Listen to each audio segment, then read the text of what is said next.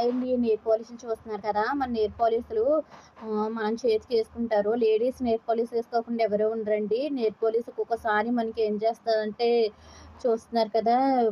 ఒక్కొక్కసారి అవుతాయంటే అందరూ ఫ్రిడ్జ్ లేనోళ్ళుంటారు. పాలిష్‌లు ఏమవుతదంటే ఒక్కొక్కసారి గెడ్ల కింద కట్టేస్తాయండి. ఎందుకంటే ఫ్రిడ్జ్ లేనోళ్ళుంటారు కదా! మనం ఫ్రిడ్జ్ ఉంటే ఫ్రిడ్జ్‌లో స్టోర్ చేసుకోవచ్చు. సో, లేదంటేనండి మనకి గెడ్ల కింద కట్టేస్తాయండి. లోపల ఎక్కువ రోజులు అంటే 1 మంత్ కన్నా నిలవుంటే గెడ్ల కింద కట్టేస్తాయి కదా! సో, అలా నెయిల్ పాలిష్‌లు గెడ్ల కింద కట్టకుండా ఉండాలంటేనండి ఏమీ లేదండి. మన గిన్నెలోనండి గిన్నెలో మనం నెయిల్ పాలిష్‌లు ఎయాలండి. గోరువెచ్చని గిన్నెలో నీళ్లు ఎచ్చబెట్టండి.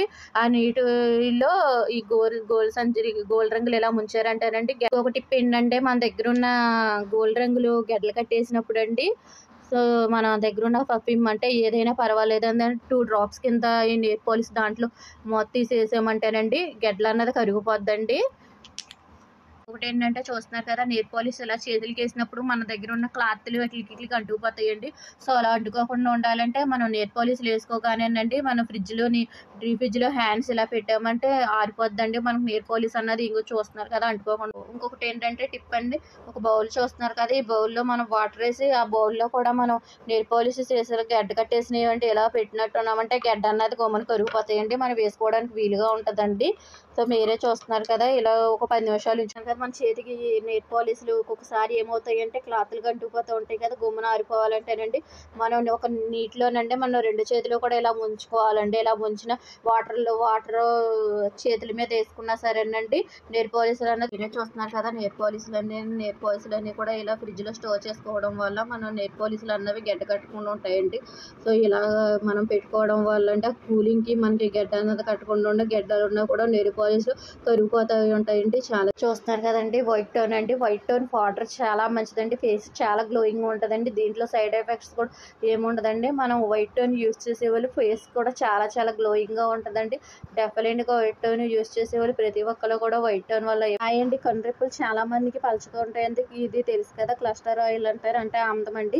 ఈ ఆముదాన్ని కొంచెం మనం కొబ్బరి నూనె కలుపుకొనండి మనం కనురెప్పలకి అన్నది అప్లై చేసుకున్నామంటే కనురెప్పలు అన్నది ఒత్తుగా ఉంటదండి. ఆముదం వల్ల చాలా ఉపయోగాలు ఉన్నాయండి. సో, చూస్తున్నారు కదా! ఏలికి ఈ ఆముదం అన్నదండి చిక్కగా ఉంటది. చాలా చాలా చిక్కగా ఉంటది. ఈ ఆముదాన్ని లైట్‌గా మనం కొబ్బరి నూనె కలుపుకొనండి కనురెప్పలకి అప్లై చేసుకున్నామంటే కనురెప్పలు అన్నది ఒత్తుగా ఉంటాయండి. మన హెయిర్‌కి కూడా ఆముదం చాలా బాగా యూజ్ అవుతదండి. సో, డెఫినెట్‌గా ఈ టిప్ ఏంటి వైట్ టోన్ చూస్తున్నారు కదా! ఈ వైట్ టోన్ మనం ఫేసు ఎక్కడికైనా మనం బయటికి పార్టీస్‌కి ఎక్కడికైనా వెళ్ళినప్పుడు ఫంక్షన్‌కి వెళ్ళినప్పుడు వైట్ టోన్ అన్నది చాలా బావుంటదండి. ఫేస్ అంతా కూడా గ్లోయింగ్‌గా ఉంటది. ఏంటంటే మనం ఫేస్ వాష్ చేసుకున్నాక వైట్ టోన్ యూజ్ చేశారు. టమాటా చూస్తున్నారు కదా! టమాటా ఫేస్ ప్యాక్ చాలా బాగా యూజ్ అవుతదండి. ఒక టమాటా ఆహ్, సి ఫేస్‌కి హాఫ్ కింద కట్ చేసుకున్నాండి. దాన్ని చక్కెర అప్లై చేసుకొని మన ఫేస్ అంతా కూడా రఫ్ చేసుకున్నామంటే 10 మినిట్స్ ఉంచుకున్నామంటే ఫేస్ అంతా గ్లోయింగ్‌గా ఉంటది. రైస్ చూస్తున్నారు కదా! ఈ రైస్ కూడా బాగా యూజ్ అవుతదండి ఫేస్ ప్యాక్. ఫేస్ అన్నది చాలా గ్లోయింగ్‌గా ఉంటదండి. ఏమీ లేదండి మనం రైస్ పిండి కింద మెత్తగా అయిపోద్ది కదండీ బియ్యం పిండి. ఆ బియ్యం పిండి పాలు, పసుపు కలుపుకొని యాడ్ చేసుకొని ఫేస్‌కి అప్లై చేసుకున్న